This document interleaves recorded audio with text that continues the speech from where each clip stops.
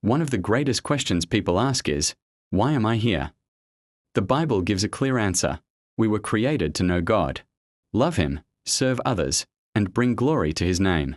Our mission on earth is not merely to accumulate wealth, seek pleasure, or gain success. God created us for a higher purpose, to be part of His plan and kingdom. A powerful example of this mission is found in the life of Joseph. Joseph was a young man with dreams from God, yet instead of immediately stepping into those dreams, he faced betrayal, slavery, false accusations, and imprisonment. His own brothers sold him into slavery out of jealousy. From a human perspective, Joseph's life seemed unfair and hopeless. But throughout every trial, Joseph remained faithful to God. The Bible repeatedly says that the Lord was with Joseph, Genesis 39:2. Even in prison, Joseph trusted God. In time, God raised him to become a ruler in Egypt. When a severe famine struck the land, Joseph was used by God to save countless lives, including the very brothers who had betrayed him.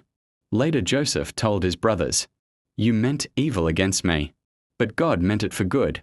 Genesis 50:20. Joseph understood that his life was not about himself. It was about God's purpose. God used his suffering, faithfulness, and obedience to bless others. From Joseph's story, we learn three important truths about our mission. First, our mission is to love and obey God. Jesus said, "You shall love the Lord your God with all your heart and with all your soul and with all your mind." Matthew 22:37. Joseph stayed faithful whether he was in a palace or a prison. True purpose begins with a relationship with God. Second, our mission is to serve and love others. Jesus said, "You shall love your neighbor as yourself." Matthew 22:39. Joseph had every reason to seek revenge, but instead he forgave his brothers and helped them. God's purpose is often fulfilled through acts of love, mercy, and forgiveness. Third, our mission is to make God known. Jesus commanded his followers, "Go therefore and make disciples of all nations." Matthew 28:19. We may not all preach from a pulpit, but we can share Christ through our words, actions, and example. The Apostle Paul reminds us, "Whatever you do, do all to the glory of God." 1 Corinthians 10:31.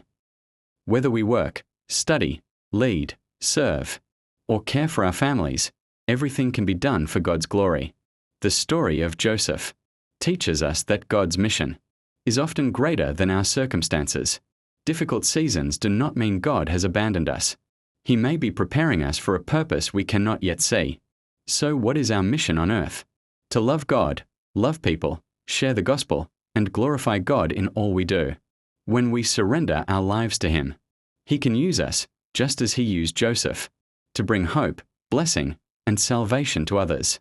Prayer: Lord, help us discover and fulfill the purpose You have given us. Teach us to love You, serve others,